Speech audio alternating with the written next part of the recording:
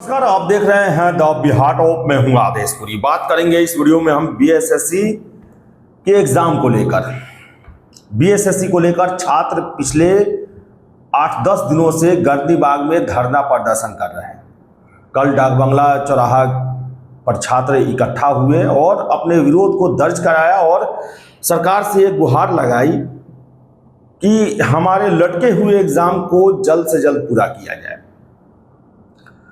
अब देखिए, दुर्भाग्य कि 8-10 दिनों से छात्र धरना प्रदर्शन दे रहे हैं, लेकिन एक नोटिस तक आयोग के द्वारा नहीं दिया गया कि हम आपकी परीक्षाओं को लेकर जो है वो तेजी से काम कर रहे हैं, या फिर परीक्षा कैलेंडर या कोई भी आश्वासन, कुछ भी अब तक नहीं आया। और ये काफी अफसोसजनक बात है।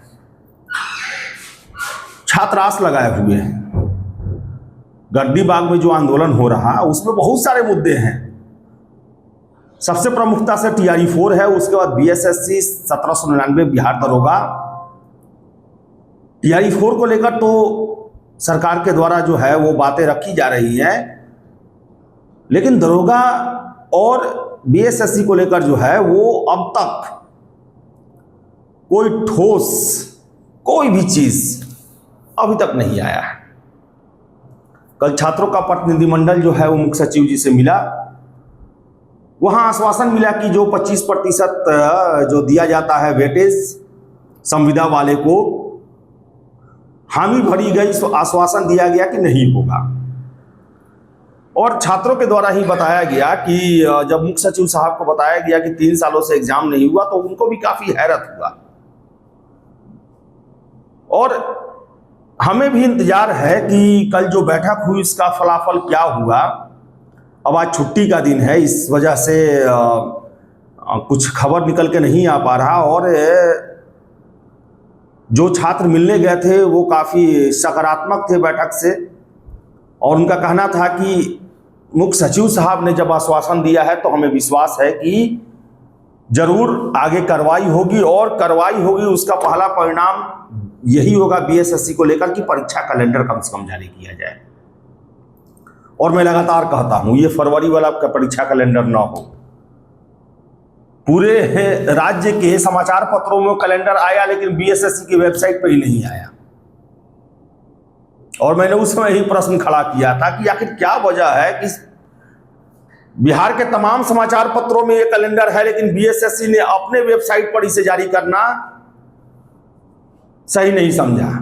और मैंने उस समय ही कहा था कि सरकार ने जारी किया, सरकार की जिम्मेदारी।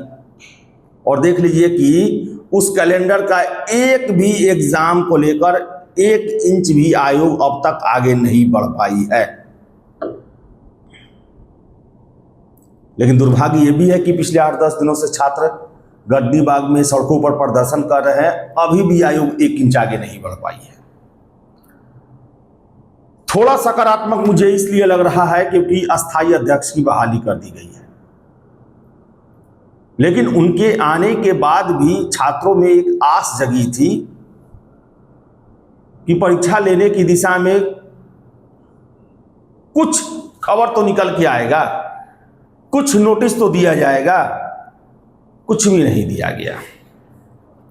इवन आपको बता दें कि जो सीटें बढ़ी हैं विभिन्न परीक्षाओं में, उसका भी ऑफिशियल सूचना जो है वो BSSC के द्वारा अपने वेबसाइट पर नहीं दिया गया है।